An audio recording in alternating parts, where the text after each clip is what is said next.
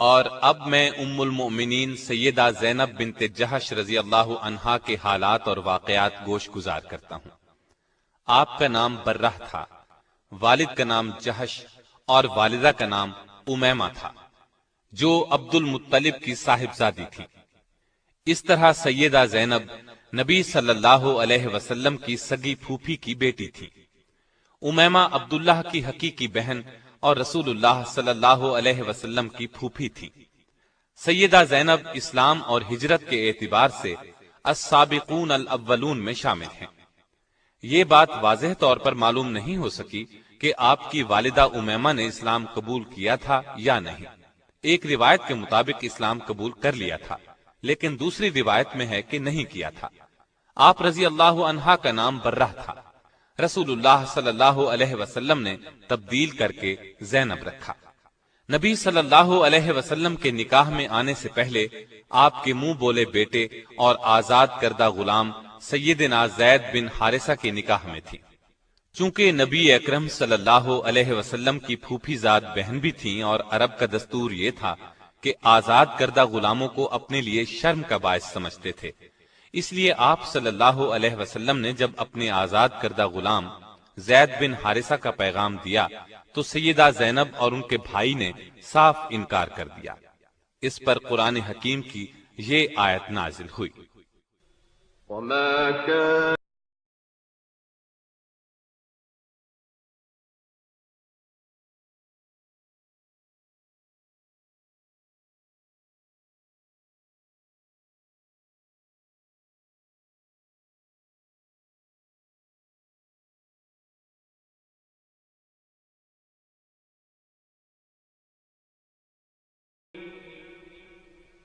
ومن يعص الله ورسوله فقد ضل ضلالا مبينا۔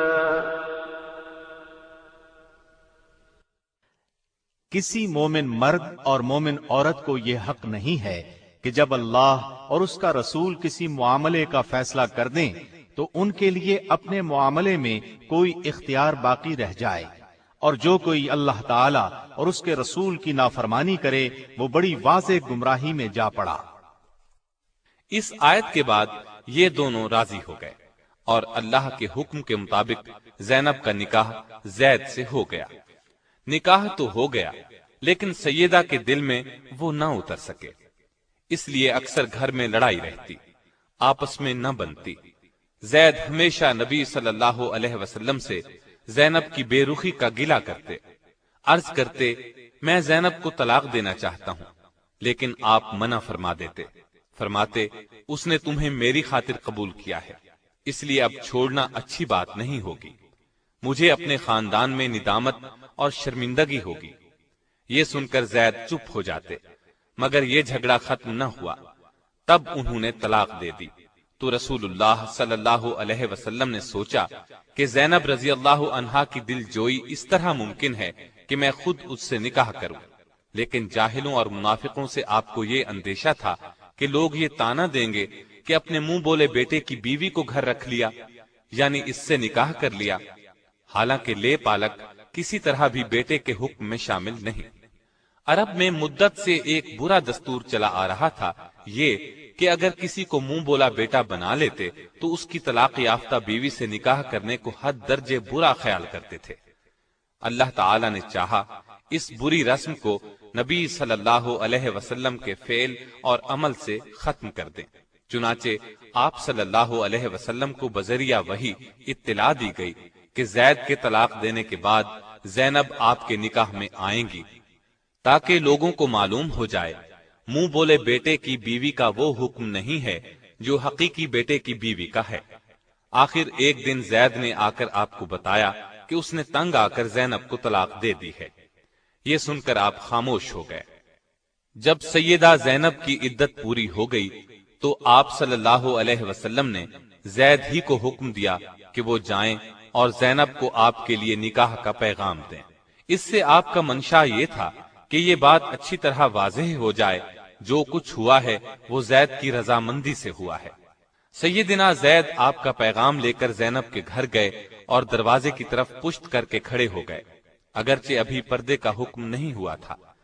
ان کا اپنا بیان ہے کہ میرے دل میں سیدہ زینب رضی اللہ عنہا کی عظمت بیٹھ گئی، کیونکہ رسول اللہ صلی اللہ علیہ وسلم بذات خود ان سے نکاح کرنا چاہتے تھے، یہ ان کا تقوی تھا۔ انہوں نے کہا، اے زینب، تمہیں بشارت ہو کہ مجھے رسول اللہ صلی اللہ علیہ وسلم نے تمہاری طرف بھیجا ہے، میں آپ صلی اللہ علیہ وسلم کی طرف سے نکاح کا پیغام لایا ہوں۔ اس پر زینب نے جواب دیا کہ میں اس وقت تک کچھ نہیں کہہ سکتی جب تک میں اپنے رب سے مشورہ نہ کر لوں، مطلب یہ تھا کہ استخارہ کر لوں، پھر بتاؤں گی۔ چنانچہ آپ رضی اللہ عنہا اسی وقت اٹھیں اور نماز کے لیے گھر میں جو جگہ بنا رکھی تھی وہاں جا کر استخارہ کیا۔ ادھر اللہ تعالی نے وحی نازل فرمائی کہ ہم نے آپ کا نکاح آسمان پر کر دیا ہے۔ آپ صلی اللہ علیہ وسلم کے ذریعے یہ اطلاع سیدہ زینب رضی اللہ عنہا کو دی گئی۔ آپ نے اسی وقت سجدے میں گر کر اللہ کا شکر ادا کیا۔ اس اطلاع کے بعد آپ صلی اللہ علیہ وسلم ان کے گھر میں داخل ہو گئے اور فرمایا، تمہارا نام کیا ہے؟ سیدہ نے فرمایا، برہ ہے۔ آپ نے برہ کی بجائے زینب نام تجویز فرمایا۔ اس نکاح کا ہونا تھا کہ منافقین باتیں بنانے لگے، وہ تو ایسے موقعوں کی تاڑ میں رہتے تھے، چنانچہ کہنے لگے، پیغمبر ایک طرف تو کہتے ہیں کہ بیٹوں کی بیویوں سے نکاح حرام ہے اور دوسری طرف خود اپنے بیٹے کی عورت سے نکاح کر لیا۔ حق تعالی شانہ نے ان بد باطنوں کے رد میں آیت خاتم النبیین نازل فرمائی۔ ما كان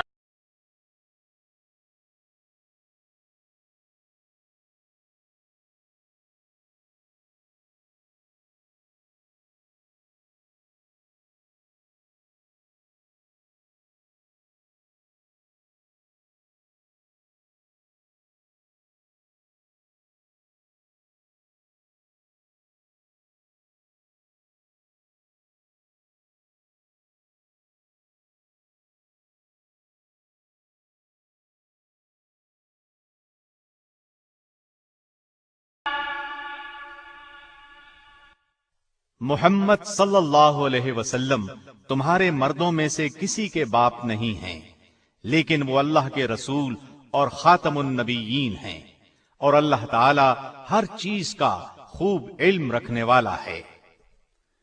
اللہ تعالی کی طرف سے اس وضاحت کے بعد ان منافقوں کے منہ بند ہو گئے۔ سیدہ رضی اللہ عنہا کا نکاح مدینے میں 3 ہجری میں ہوا، ایک روایت 4 ہجری کی بھی ہے، بعض حضرات نے 5 ہجری بھی لکھا ہے۔ نبی صلی اللہ علیہ وسلم نے نکاح کے بعد ولیمے کا بھی اہتمام کیا، چنانچہ سیدنا انس رضی اللہ عنہ فرماتے ہیں، رسول اللہ صلی اللہ علیہ وسلم نے کسی بیوی کے ولیمے میں اس قدر اہتمام سے کام نہیں لیا جتنا سیدہ زینب کے ولیمے میں فرمایا۔ ایک بکری ذبح فرمائی، لوگوں کو دعوت ولیمہ دی، انہیں پیٹ بھر کر گوشت اور روٹی کھلائی، لوگ کھا کر چلے گئے، لیکن کچھ بیٹھے باتوں میں لگے رہے۔ آپ صلی اللہ علیہ وسلم نے زبان سے تو انہیں کچھ نہ فرمایا، لیکن وہاں سے اٹھ کھڑے ہوئے تاکہ وہ سمجھ جائیں، اور سیدہ عائشہ رضی اللہ عنہا کے حجرے میں تشریف لے گئے۔ انہوں نے آپ صلی اللہ علیہ وسلم کو مبارکباد دی، پھر تمام ازواج مطہرات کے حجروں میں تشریف لے گئے، سب کو سلام کیا، سب نے آپ کو مبارک دی، بالآخر وہ لوگ بھی اٹھ کر چلے گئے۔ ان کے اس قدر تاخیر سے جانے پر آیت حجاب نازل ہوئی۔ اس آیت کے نزول کے بعد آپ صلی اللہ علیہ وسلم نے دروازے پر پردہ لٹکا دیا اور لوگوں کو گھر کے اندر جانے کی ممانعت ہو گئی۔ سیدہ کے نکاح کی چند خصوصیات بھی سن لیں۔ جاہلیت کی یہ رسم کہ متبنہ حقیقی بیٹے کا حکم رکھتا ہے مٹ گئی۔ اسلامی مساوات کا شاندار اظہار ہوا، آزاد کردہ غلام اور آقا کا فرق ختم ہو گیا۔ اس نکاح میں پردے کا حکم نازل ہوا، نکاح کے لیے وحی آئی، یہ نکاح آسمانوں پر ہوا۔ سورہ احزاب کی آیت 37 سیدہ زینب رضی اللہ عنہا کے بارے میں نازل ہوئی۔ اس بنا پر سیدہ زینب دوسری بیویوں پر فخر کیا کرتی تھیں کہ تمہارے نکاح تو تمہارے گھر والوں نے زمین پر کیے، جبکہ میرا نکاح میرے رب نے 7 آسمانوں سے اوپر کیا۔ صدیقہ کائنات سیدہ عائشہ صدیقہ رضی اللہ عنہا خود فرماتی ہیں کہ میں نے ان سے زیادہ کسی عورت کو دیندار اور اللہ سے ڈرنے والا اور سچ بولنے والا نہیں پایا۔ ان سے زیادہ صلہ رحمی کرنے والا اور صدقہ خیرات کرنے والا کسی کو نہیں پایا۔ وہ محنت کر کے صدقہ کرتی تھی تاکہ اللہ کا قرب حاصل ہو۔ آپ صلی اللہ علیہ وسلم بھی سیدہ زینب کی بہت خاطرداری فرماتے، ان کی صفات کا لحاظ فرماتے۔ ایک روز آپ صلی اللہ علیہ وسلم نے ارشاد فرمایا تھا کہ تم میں سے سب سے جلد مجھ سے وہ ملے گا جس کا ہاتھ تم میں سے سب سے لمبا ہوگا۔ آپ کا اشارہ سخاوت کی طرف تھا، لیکن ازواج مطہرات نے اس کے ظاہری معنی مراد لیے اور اپنے بازوؤں کو ناپنا شروع کر دیا۔ لیکن جب سب سے پہلے سیدہ زینب کا انتقال ہوا تب نبی صلی اللہ علیہ وسلم کے الفاظ کا مطلب ان کی سمجھ میں آیا، کیونکہ وہ اپنے ہاتھ سے کما کر خیرات کیا کرتی تھی۔ اپنا کفن بھی زندگی ہی میں تیار کر لیا تھا۔ آپ رضی اللہ عنہا کا انتقال 20 ہجری میں ہوا۔ اس وقت آپ رضی اللہ عنہا کی عمر 53 سال تھی۔ یہ سیدنا عمر فاروق رضی اللہ عنہ کی خلافت کا زمانہ تھا، اس لیے سیدنا عمر رضی اللہ عنہ نے نماز جنازہ پڑھائی۔ جنازے کے بعد ازواج مطہرات سے دریافت کیا کہ ان کی قبر میں تدفین کے لیے کون داخل ہوگا۔ انہوں نے جواب دیا، وہ لوگ جو زندگی میں ان کے پاس آتے تھے وہی قبر میں اتاریں۔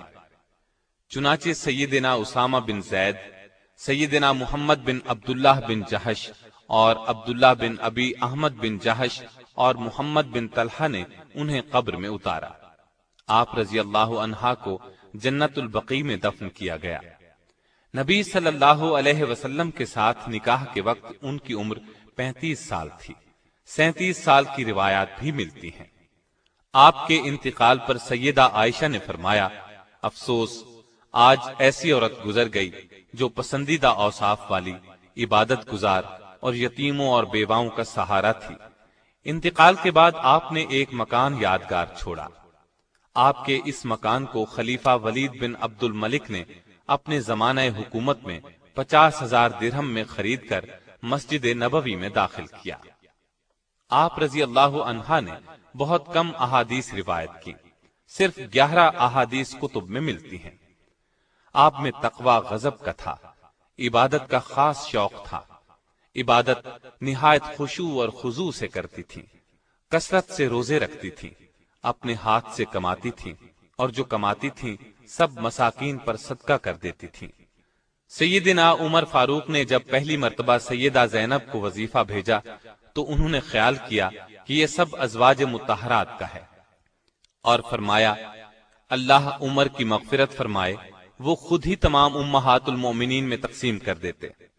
اس پر لوگوں نے بتایا، یہ سب آپ کا ہے۔ سیدہ زینب نے فرمایا، سبحان اللہ، پھر اپنے اور اس مال کے درمیان میں ایک کپڑے کا پردہ ڈال دیا۔ پھر مال لانے والوں کو فرمایا کہ اس کو یہاں ڈال دو اور اس پر ایک کپڑا ڈال دو۔ پھر فرمایا، اب کپڑے کے نیچے ہاتھ ڈال کر جتنا ہاتھ میں آئے وہ لوگوں میں تقسیم کرتے جائیں۔ اس طرح کپڑے کے نیچے سے مٹھی بھر بھر کر مال لوگوں میں تقسیم کر دیا گیا۔ سیدہ عائشہ فرماتی ہیں کہ میں نے کوئی عورت زینب سے زیادہ دیندار، پرہیزگار، سچی اور سخی نہیں دیکھی۔ اللہ کی رضا حاصل کرنے کے لیے ہر دم سرگرم رہتی تھی۔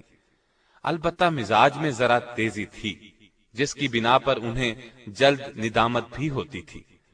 سیدہ عائشہ فرماتی ہیں، جب سیدہ زینب کا انتقال ہوا تو مدینے کے فقراء اور مساکین میں ہلچل مچ گئی، کیونکہ ان کی ہمدرد، غم گسار اور ان کے لیے دونوں ہاتھوں سے بے دریغ مال لٹانے والی جو چل بسی تھی۔